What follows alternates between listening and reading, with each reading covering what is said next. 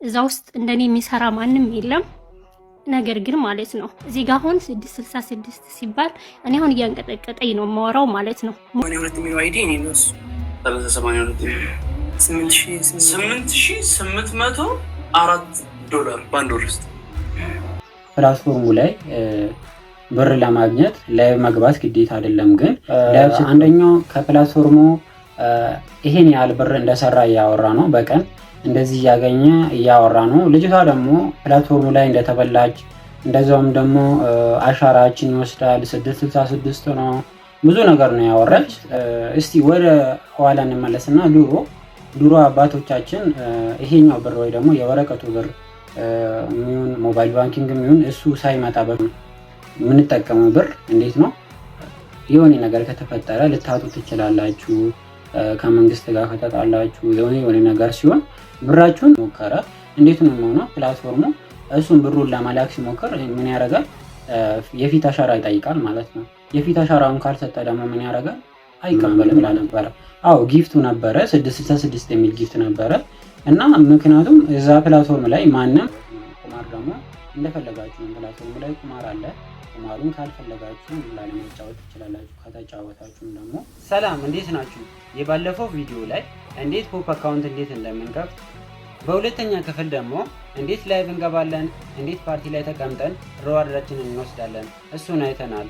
በሶስተኛ ክፍል ደግሞ እንዴት አንድ ሰውን ብቻ በመጋበዝ 14 ዶላር እናገኛለን የሚለውን አይተናል። ዛሬ ደግሞ ሰዎች ስለ ፖፕ ምን እያሉ ነው ከ666 ጋር በማያያዝ እንደዛውም ደግሞ ፖፕ ምንድን ነው ምን ይሰራል የሚለውን እናያለን። እስከ መጨረሻ ከኔ ጋር ነው።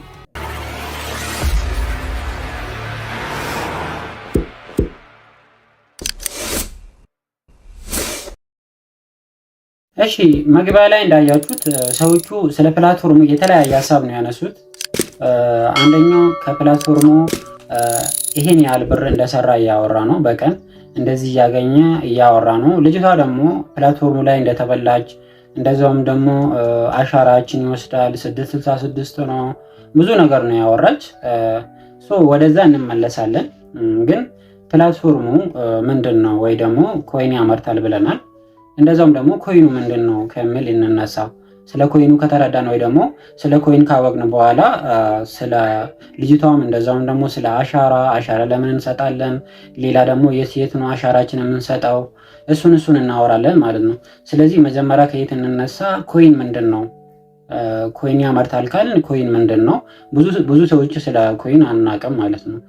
ኮይን ምንድን ነው ከሚለው እንነሳለን ማለት ነው። ስለዚህ እስከ መጨረሻ ተከታተሉኝ። ሰብስክራይብ ያላደረጋችሁ ሰዎች ደግሞ ሰብስክራይብ አድርጉኝ። ቪዲዮዬን ደግሞ ከተመቻችሁ ወይ ደግሞ ትምህርት ካገኛችሁ ከቪዲዮ ላይክ አድርጉ። እንደዛውም ደግሞ ሀሳባችሁን ደግሞ ኮሜንት ላይ ጻፉልኝ። ኮይን ምንድን ነው? ኮይን ምንድን ነው? ከሱ በፊት ግን ከኮይን በፊት እስቲ ወደ ኋላ እንመለስና ድሮ አባቶቻችን ይሄኛው ብር ወይ ደግሞ የወረቀቱ ብር ሚሆን ሞባይል ባንኪንግ ሚሆን እሱ ሳይመጣ በፊት በምን ይጠቀሙ ነበረ? በእቃ ነው። የሆነ እቃ ከፈለጉ እሱን እቃ የሚተካ እቃ ሰጥቶ ነበር የሚወስዱት። ከዛ ምን ተደረገ? ከሱ ደግሞ ወደ አሞሌ ጨው እሱን እየሰጡ ደግሞ የሆነ የሚፈልጉት እቃ መግዛት ጀመሩ ማለት ነው። እሱም ደግሞ በጣም ከባድ ነው። ከዛ ምን ተደረገ? የወረቀቱ ብር መጣ። ይሄኛው መንግስት አመረተ እና ይሄኛው ወረቀት ይሄኛውን ይተካል ተባለ። ከዛ እሱን መጠቀም ጀመር። አሁን ላይ እሱን እየተጠቀምን ነው ማለት ነው። ግን ስታስቡት ይሄኛው የወረቀቱን ብር የሚገዛ ነገርና እሱ ብዙም ማለት ለምሳሌ መኪና ገዝታችሁ መኪናው ትልቅ ነው የምትሰጡት የወረቀቱ ብር ቁጥሩ አይደለም፣ ወረቀቱ ትንሽ ነው። ግን እሱም መንግስትም ስለተስማማ እኛም ስለተስማማንበት በሱ እንደዚህ መጠቀም ጀመር ነው ማለት ነው። ከዛ እንዴት ሆነ? ሞባይል ባንኪንግ መጣ። ሞባይል ባንኪንግ ደግሞ ሲመጣ ነው እንዴት ሆነ? እናንተ ለሰው ቁጥር ነው የምትልኩት። ለምሳሌ 1000 ብር ለሰው መላክ ከፈለጋችሁ 1000 ቁጥር ጽፋችሁ ለሰው ትልካላችሁ። ያ ሰው ጋር የሚደርሰው 1000 ቁጥር ነው። ግን እሱ ብር ነው የሚተካ መንግስት ስላለ እንደዛም ደግሞ ስለተስማማንበት ኔትወርኪንግ ስለሆነ ያ ሰው ብሩን ያወጣል ማለት ነው። ሄዶ ከዚህኛው ቁጥሩ ይቀነሳል፣ እዛ ጋር ቁጥሩ ሄዶ ይጨምራል። ከዛ እንወስዳለን ማለት ነው ብራችንን። ከዛ አሁን ደግሞ ምን መጣ? ኮይን መጣ ማለት ነው። እና አሁን ላይ ኮይን ተመረተ ማለት ነው። መጀመሪያ ላይ ኮይን የተመረተ ኮይን የመጀመሪያው ቢትኮይን ይባላል። ዛሬ ላይ አንዱ ቢትኮይን 82,000 ምናምን ዶላር ወይ ደግሞ ወደ 83,000 ነው ዛሬ ማለት ነው። ስለዚህ አንድ ቢትኮይን ድሮ የገዛና ዛሬ አንድ ቢትኮይን ያለ ሰው ስንት አለ ማለት ነው? 82,000 ምናምን ዶላር አለው ማለት ነው። ያ ሰው ይሄኛውን ኮይን ያመረተ ጊዜ ላይ ምን ሀሳብ ይዞ ነው? ይሄኛውን ባንክ ላይ ያለ የሚሆን የምንጠቀመው ብር እንዴት ነው የሆነ ነገር ከተፈጠረ ልታጡ ትችላላችሁ፣ ከመንግስት ጋር ከተጣላችሁ የሆነ ነገር ሲሆን ብራችሁን ልታጡ ትችላላችሁ ማለት ነው። ይሄ ቢትኮይን ግን ወይ ደግሞ ኮይኖችን ካላችሁ እሱን ኮይን እንዳላችሁ ማንም አያውቅም፣ የቱ ጋር እንደምታስቀምጡ ማንም አያውቅም። እንደፈለጋችሁ ግን ስትፈልጉ እሱን ለሰው መሸጥ ትችላላችሁ በብር ወይ ደግሞ እዛው በስልካችሁ መሸጥ ትችላላችሁ፣ መቀበል ትችላላችሁ ማለት ነው። ያ ሰው ያን ጊዜ ይሄኛውን ማን እንደሆነ ራሱ እስከዛሬ ድረስ ሰውየው ራሱ አይታወቅም ማለት ነው። ስለዚህ ይሄኛውን አመረተና ወደ ገበያ አመጣ። ከዛ በዛ ደግሞ የቱ ጋር ደግሞ እንደሚሸጥ ደግሞ አዘጋጀና ብዙ ዋሌቶች ተዘጋጁ ማለት ነው። ከዛ እናንተም ደግሞ የባለፈው ላይ አምስተር ወይ ደግሞ ሌሎቹ ታፕታፕ ላይ ብዙ ሰው ተሳትፈዋል። እናም ደግሞ ብዙ ሰው ብር አግኝቷል እሱ ላይ ማለት ነው። እነሱም ኮይን ናቸው ማለት ነው። ስለዚህ ይሄ ፕላትፎርም እንደዛው ያ ኮይን ያመርታል። እሱን ኮይን ደግሞ ምንድነው እኛ የምናደርገው? እናንቀሳቀሳለን ወይ ደግሞ ሰው ጋር እንዲደርስ እናደርጋለን። ወይ ደግሞ አሁን ለምሳሌ በጊፍት ስንቀበል ስንሰጥ እዛ ላይ ደግሞ ጊፍተሮች አሉ። ብዙ ሰው ደግሞ የረሳ ነገር ምንድነው ጊፍተሮችን እንዳሉ ነው። ጊፍተሮች ብዙ ነው የሚገዙ በቀን ከፕላትፎርሙ ይሁን ከሰዎቹ ይሁን ብዙ ኮይን ይገዙና ወይ ጌም ሊጫወቱ ይችላሉ ወይ ደግሞ ለሰው ለመስጠት ይሆናል። ብቻ ብዙ ሰው በቀን ብዙ ኮይን ይገዛል ማለት ነው። ለዛ ነው ፕላትፎርሙ ተጠቃሚ ነው። እዛ ላይ አንደኛ ኮይኑን እየሸጠ ነው፣ ሁለተኛ ደግሞ እሱ ኮይን ደግሞ ይንቀሳቀሳል ማለት ነው። መልሶም ደግሞ ይወስዳል ከሰው። አሁን እናንተ ለሰው ጊፍት ስትሰጡም 30% መልሶ ይወስዳል። እንደዛው ነው። ወደ አንዱ ስትመልሱ 30% መልሶ ይቆርጣል ከራሱ ኮይን ማለት ነው። ስለዚህ ፕላትፎርሙ ተጠቃሚ ነው። ለዛም ደግሞ ማስታወቂያ እናንተ አሁን ጽሁፎች ሊሆኑ ይችላሉ። እዛ ላይ ማስታወቂያ ሲሰሩ ለዛ ማስታወቂያ እያስከፈለ ነው የሚሰራ። ለምሳሌ እዛ ላይ በኮይን የሚሰራ ማስታወቂያ ጽሁፎች አሉ 2000 ኮይን እያስከፈለ። ስለዚህ ፕላትፎርሙ ተጠቃሚ ነው የምንለው ለዛ ነው ማለት ነው። ሌላ ልጅቷ ስለ ፕላትፎርሙ ያነሳችው አሻራ ነው። አዎ ፖፕ ላይቭ ላይ አሻራ አለ፣ ይሰጣል። ምክንያቱም እዚህ ጋር የምታንቀሳቀሱት ብር ነው። በቀን እንደዚህ ሰው ብር እየሰራ በቀን በሚሊዮን ነው አንድ ሰው ከዓለም አንደኛ የሆነ ሰው በቀን በሚሊዮን ነው ዶላር ማለት ነው። ስለዚህ ለዚህ እንዴት ነው አሁን ለምሳሌ ሰው ስልካችሁን ከተቀበለ ፓስወርዳችሁን ካወቀ እሱን ወደ ፈለገ መላክ ይችላል ማለት ነው። ግን ሰው አሁን የእናንተን ፓስወርዱን ካናውቆ ወደ ራሱ ስልክ ለማስገባት አካውንቱን ከሞከረ እንዴት ነው የሚሆነው? ፕላትፎርሙ እሱን ብሩን ለመላክ ሲሞክር ምን ያደርጋል? የፊት አሻራ ይጠይቃል ማለት ነው። የፊት አሻራውን ካልሰጠ ደግሞ ምን ያደርጋል? አይቀበልም ማለት ነው። እኛ ደግሞ እዚህ ፕላትፎርም ላይ ብቻ አይደለም አሻራ የምንሰጠው። ብዙዎቻችን ፓስፖርት ካለን ፓስፖርታችን ላይ ሰጥተናል። አሁን ደግሞ ምንድነው መታወቂያ ዲጂታል መታወቂያ ላይ እየሰጠን ነው የፊት አሻራ እና እንደዛም ደግሞ የእጅ አሻራችን ሰጥተናል። ስልካችን እንኳን ስንጠቀም እኮ ብዙዎቻችን ስልካችን በአሻራችን እየከፈትን ነው። ይሄ ምንድነው ማለት ነው? ሴኩሪቲ ነው ማለት ነው። በቃ ሰው በእናንተ ሌላ ነገር እንዳይጠቀም ነው የተደረገ ነው ማለት ነው። ባንኮች ላይ እንኳን አሁን ተጀምሯል። ወደፊት ደግሞ ባንክ ላይም እንደዛው በአሻራ ሊሆን ይችላል የምትጠቀሙት። በአሻራችሁ ብር የምታወጡት በአሻራችሁ ሊሆን ይችላል፣ በፊት አሻራችሁ ማለት ነው። ስለዚህ ስለ አሻራው ይሄ ነው ለእናንተ ነው። ሁለተኛ ደግሞ ፕላትፎርሙም ደግሞ ከእናንተ ውጭ ሌላ ሰው እንዳይጠቀም ነው። አንድ ሰው ነው የሚፈልገው ፕላትፎርሙ። ለአንድ ሰው አንድ አካውንት ይፈቅዳል። እሱን አካውንት ደግሞ ትጠቀማላችሁ ማለት ነው። ከዚህ ውጭ ደግሞ ሌላ አሁን ዋሌቶች ላይ ቴሌግራም ዋሌት ላይ፣ ባይናንስ ላይ፣ ቢትጌት ላይ ሌሎቹም አሉ ዋሌቱ ብዙ ዋሌቶች ላይ አሻራ ይጠይቃሉ እና አሻራ ሰጥተናል ማለት ነው። ምክንያቱም እዛ ላይ ምንድነው ብር እየተንቀሳቀሰ ነው። ለዛ ምን ያስፈልጋል? አሻራ ወይ ደግሞ የእናንተ የፊት አሻራ ያስፈልጋል ማለት ነው። ሰው የእናንተን የሆነ ነገር ምንም እንዳያደርግ ወይ ደግሞ እንዳያወጣ እነዚህ ነገሮች አሻራ ይጠይቃሉ ማለት ነው። ስለዚህ ልጅቷ ስለ አሻራ ያነሳችሁ ወይ ደግሞ አሻራችን ይወስዳል ቀኑን ሙሉ እንደዚህ ውለን ካልዋል አይሆንም ምናምን ያለችው እንደዛ ነው። ሌላ ስለ ፕላትፎርሙ ምን አንስታለች እሷ? ላይቭ ካልገባን ምናምን ነገር ያለችው ፕላትፎርሙ ላይ ብር ለመስራት ግዴታ አይደለም ላይቭ መግባት። ምክንያቱም ፕላትፎርሙ እንደዛ ቢሆን ለወንዶችም ምን ይል ነበረ ግዴታ ላይቭ ግቡ ይል ነበረ። ግን ወንዶቹ አሁን ላይቭ ገባን አልገባን ምንም የሚሰጠን ነገር የለም። ላይቭ ላይ ስንገባ ምንድን ነው የምናገኘው? ብር ነው የምናገኘው ማለት ነው።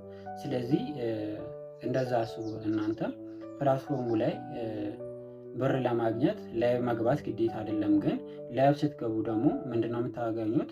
አንደኛ ላይቭ ላይ ስትቀመጡ ሰው ልታገኙ ትችላላችሁ። ያን ሰውን ለማስተማር ምናምን ለዛ ትገባላችሁ፣ ወንዶችም ሴቶቹም ማለት ነው። ሴቶቹ ደግሞ ላይቭ ላይ ስትገቡ ደግሞ ቦነስ አለ፣ በቀን የምታገኙ ቦነስ አለ። እሱን ለማግኘት ትገባላችሁ ማለት ነው። ግን ፕላትፎርሙ ላይ ብር ለማግኘት ግን ግዴታ አይደለም። ላይቭ ግዴታ ነው ብሎ ፕላትፎርሙ አላወጣም ማለት ነው። በፓርቲም ሊሆን ይችላል። ምክንያቱም እኔ አንድ ቀን ላይቭ ሳይከፍቱ ዛሬ ላይ ሱፐር ኤጀንት የደረሱ ሰዎች አሉ። እነሱን አውቃለሁ። በቀን 50 እና እስከ $100 የማያገኙ ሰዎች አሉ። አንድ ቀን ግን ላይቭ አልገቡም። ፓርቲ ብቻ ነው የሚከፍቱ፣ ፓርቲ ብቻ ሰዎቹን ኢንቫይት ያደርጋሉ። ከዛ ደግሞ ፓርቲ ላይ ሆነ ሰዎቹን ይጠይቃሉ ምናምን፣ እንደዛ የሚያገኙ ሰዎች አሉ ማለት ነው። ስለዚህ እንደዛ የምታስቡ ሰዎች ካላችሁ ፕላትፎርሙ ካላየኝ አይከፍለኝም ምናምን ሙሉ ቀን እኔ ማየት ይፈልጋል የምትሉ ሰዎች እንደዛ የሚባል ነገር የለም ማለት ነው። ላይቭ የምትገቡ ለምንድን ነው? አንደኛ ሴቶች ከሆናችሁ ተጨማሪ ፖይንት ለማግኘት፣ ሁለተኛ ደግሞ ወንዶችም ደግሞ ሴቶችም ሆናችሁ እዛ ላይ ሰውን እየመዘገባችሁ ላይቭ ሆናችሁ እየሰራችሁ ለማግኘት ነው ማለት ነው። እዛ ላይ ላይቭ የምትገቡት። ስለ ፕላትፎርሙ 666 ነው ጊፍቶች አሉ ምናምን ብላ ነበረ። አዎ ጊፍቱ ነበረ 666 የሚል ጊፍት ነበረ። እና ምክንያቱም እዛ ፕላትፎርም ላይ ማንም የፈለገ ጊፍት የራሱ ጊፍት መፍጠር ይችላል፣ ወይ ደግሞ ከፕላትፎርሙ ጋር ተስማምቶ የራሱን ጊፍት እንደፈለገ ማድረግ ይችላል ማለት ነው። ስለዚህ እዚህ ጋር ነበረ፣ አሁን ጠፍተዋል። ሪፖርት ተደርጎ ከዚህ ነበረ እዚህ ጋር ጠፍተዋል ማለት ነው። ስለዚህ አሁን ላይ ጊፍቱም የለም። ስለዚህ ማንም የፈለገ ሰው ደግሞ የራሱ የሆነ ጊፍት ፕላትፎርሙ ላይ ማድረግ ይችላል። ለምሳሌ እዚህ ጋር እያያችሁ ከሆነ እነዚህ ጊፍቶች አሁን በሰው ስም እና በሰው ፎቶ የተሰራ ጊፍት ነው። የ300 ሺህ ምናምን ጊፍት ነው። ከዛም በላይ አሉ እዚህ ጋር። ማንም እዚህ አፕ ላይ የፈለገ ጊፍት እንድገባ ማድረግ ይችላል ማለት ነው። ብሩን ከፍሎ እንደፈለገ እዚህ አፕ ላይ ሪፖርት አድርጎ የፈለገ ጊፍት ማስገባት ይችላል ማለት ነው። አሁን ላይ ለምሳሌ አሁን የሙስሊም በዓል ነው። አሁን ላይ ይሄው እነዚህ ጊፍቶች ገብቷል። የረመዳን በዓል ስለሆነ የረመዳን ጊፍቶች ገብቷል ማለት ነው። ስለዚህ እናንተም ደግሞ የፈለጋችሁ ጊፍት እዚህ ፕላትፎርም ላይ ማስገባት ትችላላችሁ ማለት ነው። ሌላ ደግሞ ልጅቷ ያነሳችሁ ምንድን ነው ፕላትፎርሙ ላይ ብዙ ብር እንደተበላችሁ ነው። ወይ ደግሞ ሱፐር ኤጀንት ነበረች፣ ሌቨል 39 ነበረች፣ ግን ብዙ ብር እንደተበላችሁ ነው ያወራችሁ። እሷ ብዙ ብር የተበላችሁ በምንድን ነው? አንደኛ ቁማርተኛ ነበረች። ፕላትፎርሙ ላይ ጌም ትጫወት ነበረ እና በሱ ቁማር ነው የተበላች። ምክንያቱም አንድ ቀን እንኳን በኢትዮጵያ ብር ወደ 500 ሺህ ምናምን ብር አሸንፋ፣ ግን ያኔ ነው ያስበላችሁ። እሱንም በአንድ ቀን ነው ያስበላችሁ ማለት ነው። ስለዚህ ብዙ ብር አትቻለሁ፣ ብዙ ብር ተበልቻለሁ የምትለው እሷ ቁማር ስለምትጫወት ነው። ቁማር ደግሞ እንደፈለጋችሁ ነው። ፕላትፎርሙ ላይ ቁማር አለ። ቁማሩን ካልፈለጋችሁ ላለመጫወት ትችላላችሁ። ከተጫወታችሁም ደግሞ ልትበሉም ትችላላችሁ ማለት ነው። ሱስ ከሆነባችሁ ደግሞ አንድ ቀን መበላታችሁ ስለማይቀር ቁማሩ ይቀርባችሁ ማለት ነው። ሌላ ማለት ነው። ፕላትፎርሙ ላይ እሷ እንዴት አለች? በአንደኝነት ጨርሻለሁ ከአፍሪካ ምናምን ብላ ነበር። ከአፍሪካ በአንደኝነት የጨረሰችው ሰው በምንድን ነው? በቁማር ወይ ደግሞ በጌም ነው እንጂ በኤጀንት ኮሚሽን አይደለም። ለምሳሌ ሸረፈድን በቀን አሁን ላይ እስከ 50 ሺህ በኢትዮጵያ ብር፣ በወር ደግሞ እስከ ሚሊዮን እያገኘ ነው። እና እሱ እንዳለ አንድ ቀን ቁማር ተጫውቶ እንደማያውቅ ነው። እና አሁን ላይ ደግሞ ከአፍሪካ ብዙ ጊዜ በአንደኝነት እየጨረሰ ነው እሱ ማለት ነው። በወር እስከ 6,000 ምናምን ዶላር በማግኘት። ስለዚህ እሱ እንደዚህ እያገኘ ከሆነ እኛ ደግሞ ከሰራን ማናገኝበት ምክንያት የለም። እሱም ከጀመረ 6 ወር ነው። እናንተም ደግሞ ጀምራችሁ ከሰራችሁ እዛ መድረሳችሁን አይቀርም ማለት ነው። ስለዚህ ስለ ፕላትፎርሙ ይሄ ነው። ምንም ካልሰራችሁ ምንም አታገኙም። እዛ ፕላትፎርም ላይ መታችሁ የራሳችሁን ቲም ካልፈጠራችሁ ፒራሚድ ነው ፕላትፎርሙ። አንድ ሰው ካስገባ ያ ሰው ደግሞ ሌላ ሰው ያስገባል። ልጁ የአንተ ኤጀንት ስር ካለ አንተ ከሱ ኮሚሽን ታገኛለህ፣ ከሱ እና ከሱ ቲም ኮሚሽን ታገኛለህ። እሱ መጥቶ አንተ ጋር እስከሚደርስ ድረስ ከዛ በኋላ ምን ይሆናል? ይቆማል። ከዛ ደግሞ ሌላ ሰው ታስገባላችሁ፣ እንደዛው ታገኛላችሁ። እና እንደዛ ነው የሚገኘው፣ ወይ ደግሞ እንደዛ ነው ከፕላትፎርሙ የሚገኘው። እናንተም ከሰራችሁ ከዛ በላይ መስራት ትችላላችሁ። መስራት የምትፈልጉ ሰዎች ካላችሁ አሁንም በዚህ ስልክ ቁጥር እንደዚሁ ቴሌግራም፣ ዋትስአፕ ላይ አናግሩ። እንደዛውም ደግሞ በዚህ አይዲ መታችሁ እዛ ላይ ኤጀንታችንን ሞልታችሁ ወይ ደግሞ ሰርች አድርጋችሁ የፈለጋችሁ ጥያቄ እኔንም መጠየቅ ይችላላችሁ ማለት ነው። ስላዳመጣችሁኝ በጣም አመሰግናለሁ።